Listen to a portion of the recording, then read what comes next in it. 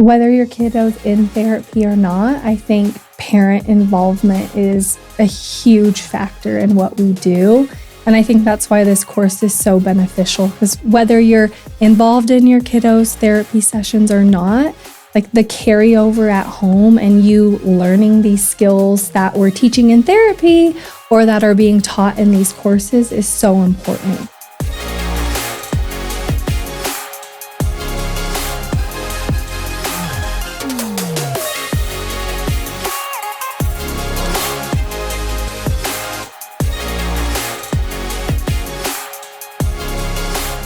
Hello, everybody. Welcome back to another episode of Therapy Unmasked.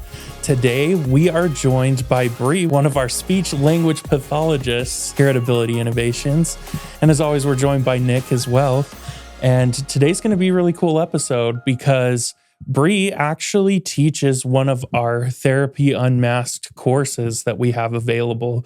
So we're going to have her talk about that for a little bit. But before diving into that, I just want to kind of get to know, why did you decide to be an SLP? What was kind of the driving force behind that? I mean, I always knew that I wanted to help people and work with people and specifically work with children. And I didn't know if I wanted to be a teacher or a nurse, which are kind of different fields. Yeah. But I was like starting college and going back and forth. And I had kind of a mentor who was a teacher, and she told me, have you ever considered speech pathology? Because you could work in the schools or you could work in a medical setting. So it's like a blend of those worlds. Yeah, exactly. So she was like, you could go back and forth. You can kind of combine them.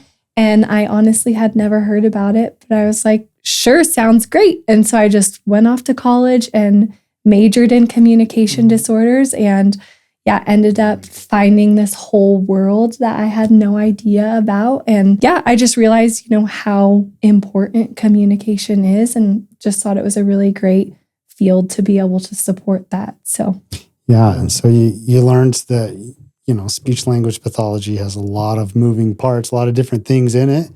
And then eventually you're like, I want to be a pediatric therapist. So tell us a little bit how you figured out you wanted to work with kids. Yeah, I mean, I've always worked with kids in some realm, like even in high school, babysitting, and then in early college, just working as an aide with kids in the school. And I've always had very little siblings, so I always had just a lot of practice of caring for them and being involved in that sense. So as I was going through college, I just kind of always knew that was the route I was going to take. And then I guess the fate just kind of aligned because I was in college during the height of COVID. And so a lot of hospitals and skilled nursing facilities where you would get practice with adults weren't allowing students. And so I didn't get to have hands-on experience with adults anyway. All of it ended up being with kids. So I was like, I guess this is where I'm going. You're just a pediatric therapist through and through. Yeah, exactly. How long have you been an SLP for? So I graduated in 2021 and it's 2020. So 4 years, I suppose, officially. Yeah. But my undergrad was in communication disorders, and my college was really great. And we had to do clinicals even for our bachelor's degree. And so gosh, I've been doing speech since like 2016 or so, I guess, cool. Just in a student role and a graduate clinician role, and then now as a full speech pathologist. Wow. So, yeah, that's awesome. So in that time that you have been an SLP, what would you say are some of the most common cases that you work with, or most common disorders? Yeah. I mean, it's such a variety, and it also depends on what setting you work in, because now I'm here at Ability Innovations working in a private practice, but I used to be in the school district. So it's so different. But I'd say in this setting, I see a lot of early language learners. So kiddos who are under 3, who maybe aren't talking yet or who are showing delays with communicating. We see a lot of speech sound disorders, so kiddos who have speech sound impairments that are impacting their ability to be understood by others. Also, kiddos who are using AAC devices, which is an alternative form of communication. So supporting them in that way if verbal speech is a challenge for them. We see some fluency, which is stuttering. Yeah, I would say that's like the biggest we see with the pediatrics. It seems like a pretty big mix though of kids, like each case is even if someone has the same disorder, I feel like it's even a little bit different on how you would go about it. A kid could have, we could have 10 kids on our caseload that are diagnosed with a speech sound disorder, but every single one of them could be working on a different sound, So definitely a variety of what we see all day long at the clinic. And your approach would be so much different too with every kid because every kid is different, but also because, if you're doing one sound with one kid, but there's a younger kid that's working on a different sound, like your approach might be different and might be more play-based or things like that, right? Even though we're doing play-based, we're still using so many evidence-based practices. And so even within that, there's several evidence-based practices in order to treat a speech sound disorder. Right. And so depending on what sounds the kid is struggling with or how severe it is, there's different practices that may be better for one kiddo versus the other. And so always taking those kinds of things into consideration. And you can't just use the same approach for every single kid because that's not using your research and the evidence that works. And so, researching and looking into the kiddo and deciding based off of what their challenges are, their strengths are, and also the research, which approach is going to be the best. So yeah, there's an art and a science to it, right? Yeah, absolutely. Yeah. Well, also, I mean, I didn't know this before we had this conversation, but you've had the opportunity to be in the school district and in the private practice. What would you say are some like key differences between the two? And maybe like how can kids use both to reach their goals? I mean, I think the biggest difference is the services that you receive in the school always have to impact education. And so the goals that you're going to be working on in the school are going to be tailored towards helping the child access their education and the curriculum. Whereas here in the private practice, it can be anything that impacts their life. And so if there are challenges that are going on at home or in the community, parents could use outside services to, target more everyday life things rather than just the impact on the education. Also in the schools, a lot of the times they're group-based services, whereas here in the private practice realm, it's typically individual. And so getting the school services are great. It's free to the families. I think it's always, recommended. The kid gets it while they're there at school, so the parent doesn't have to take extra time. But if the child is needing more individualized one-on-one care and attention, that's where the private practice world is beneficial. Yeah. You've had that experience too. Yeah, I have. And just like you said, like it always has to go towards their education environment and the curriculum that they use in the schools. But there's a lot of things that the school district just doesn't really touch, right? Yeah. And parents need to be open to the idea that, hey, my kid might need a little bit more than just the services in the schools. And that's one of the reasons why we're here today is because I saw that too. There is one more thing I wanted to touch on, which is Heritability Innovations. We've talked a little bit about how we are a play-based therapy. We also take on the term of child-led play-based therapy. Could you explain maybe what that means to have your therapy session be child-led and how you can make that important to the child to where they can still reach their milestones and goals? So I think rather than being clinician directed, where we're coming in with this whole plan and agenda of this is exactly what the child's going to do and this is how we're going to make it work.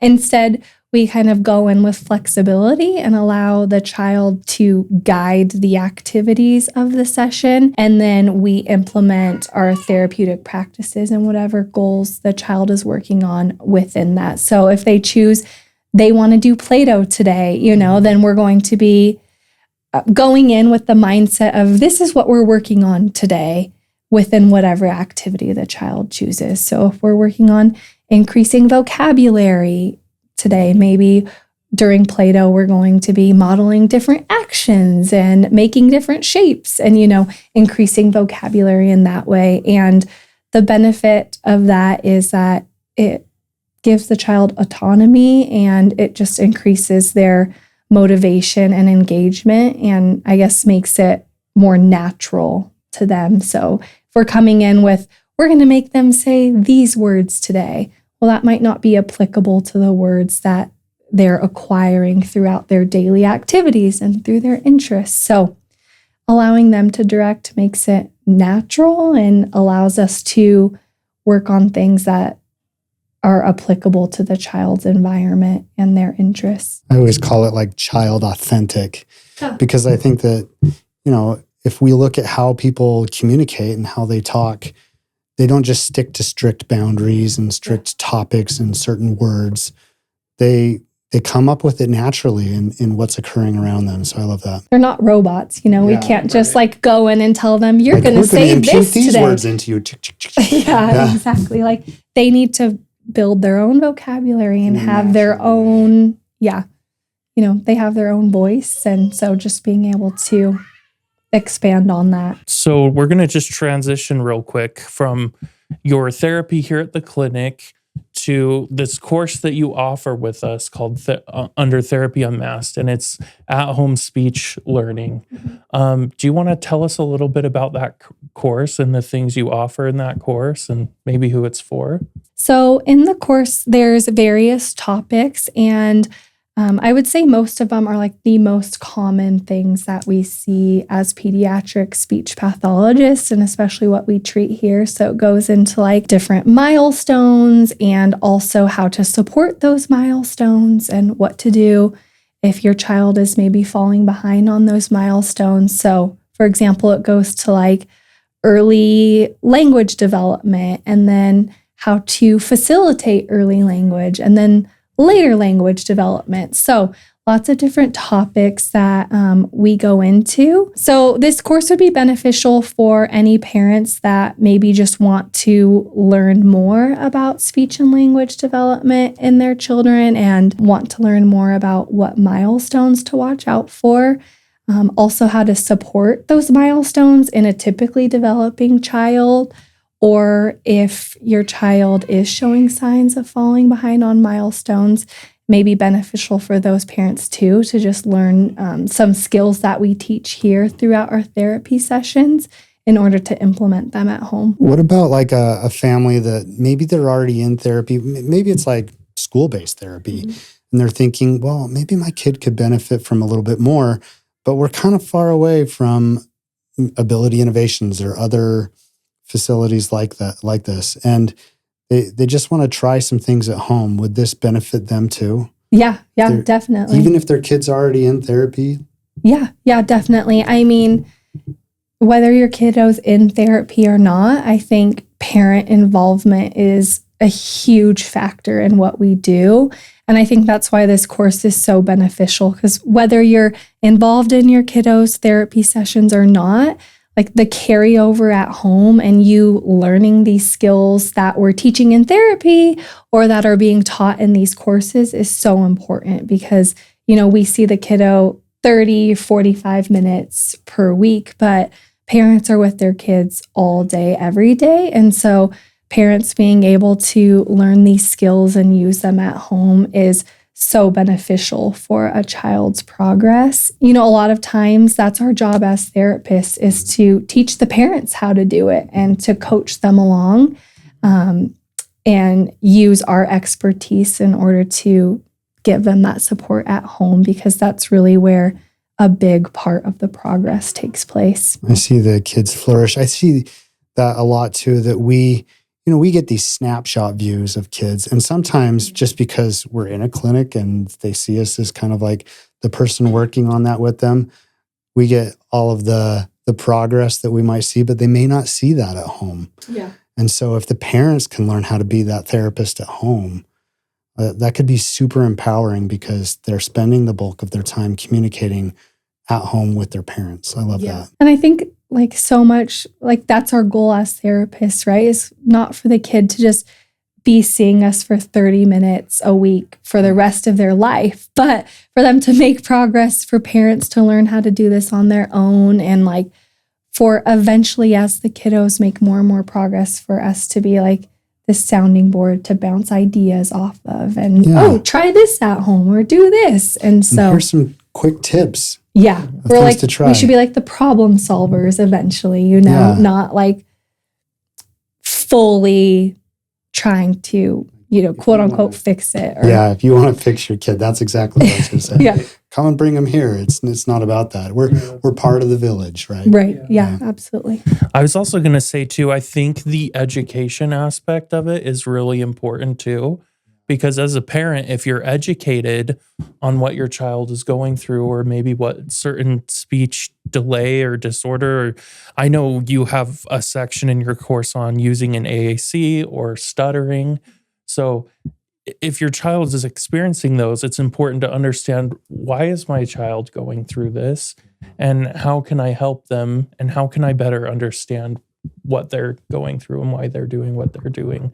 And so I think that is also an important aspect of the courses, especially the ones you teach, where there is that educational component of this is the disorder, this is what we've researched on it, this is what we know about it, and this is what you can do to help your child at home. So I think that's a really good point. And I also see too that this course would really be something that a lot of parents would go, I don't know if my kid really needs speech services, but I have this feeling that they might, and I can try this out, try things at home, and then I can get a better idea of, oh yeah, my kid's really struggling with this. They need more help than I can give them, even with this course.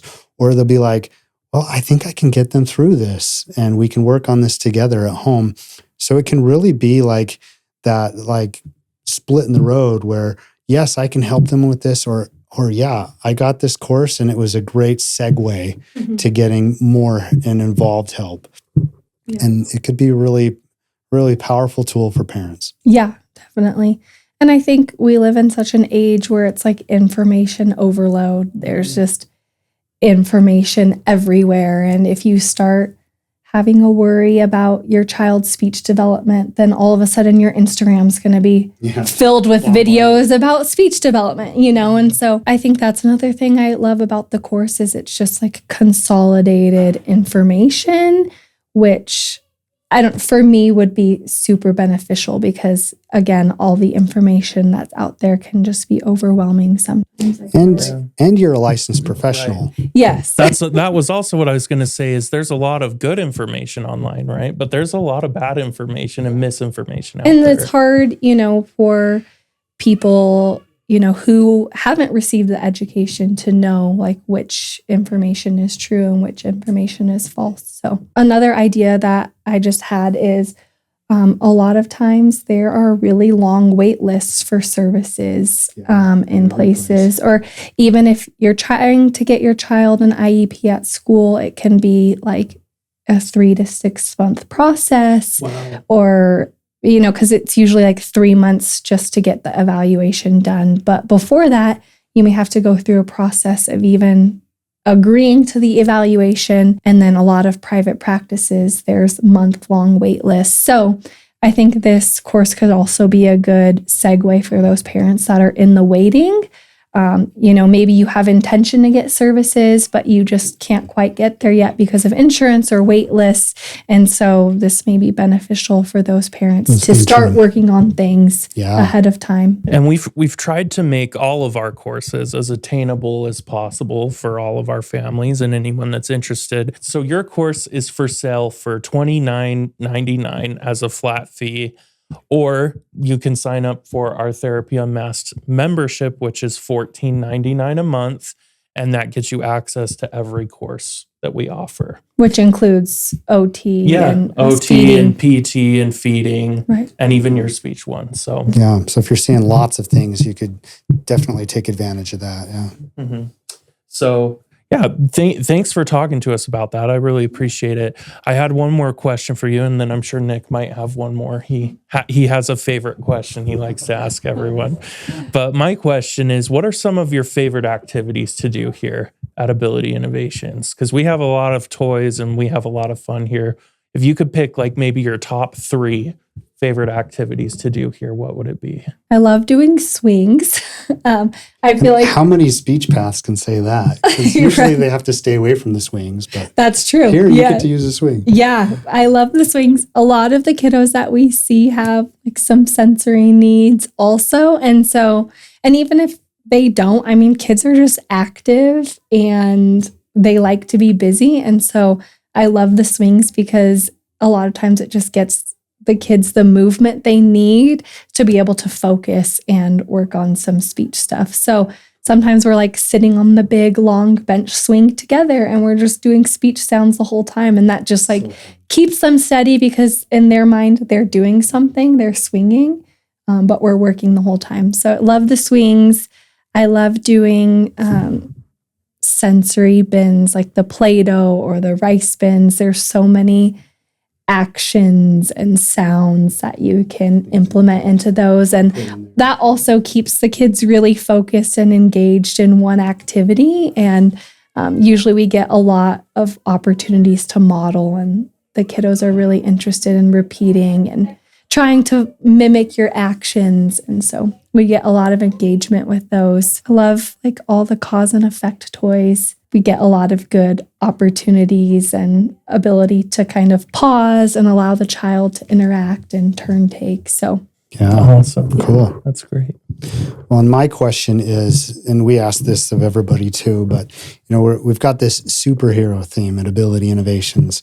And we all, we've asked before, like, what's your favorite superhero? But my question is a little bit deeper. As you've gone through your like speech path journey and you've realized like, hey, I've got these really neat abilities. What's one of your superhero abilities that you've learned about yourself as you've been a speech path? My ability to just like build rapport with kiddos and families. I've been able to like build really close relationships with the parents and like the family unit as a whole. And I feel like that really helps, like you said earlier, the village that we are, and just providing the kiddos with the best care possible, because then we're able to have open communication back and forth. And that really provides, the best therapy possible for the child, because we're really able to determine what their strengths and challenges are. And I just think it's so important for effective therapy. Yeah. Well, and what a rewarding superpower too. So, yeah. That's so cool. Yeah, definitely an important one to have here for sure. Yeah. And that's what I love about this setting too, is I guess that's another difference with the schools, is you don't get to see parents much or talk to them much, except for, once a year at the IEP meeting. So I love being able to see the parents every session and talk with them and connect with them. Alrighty. Well, thank you for joining us today, Bree. We appreciate it. We know you have a session you've got to get back to. That's soon. Okay. But thank you so much. Yeah, of course. We'll wrap things up. As always, Therapy Unmasked is brought to you by Ability Innovations. Head on over to our website, www.abilityinnovations.com. We've got tons of great things going on right now. We have summer camps that you can sign your kid up for. We have everything from executive functioning to sensory. We've got a book club one. There's lots of different options for you. So take a look at that. And as we talked about today, we do offer those courses that you can sign up for. We've got speech, physical therapy, and lots of occupational therapy courses that are available. And we even try to offer as many free resources to you guys as possible. Our licensed therapists, they write blogs for us all the time that we put up on the website.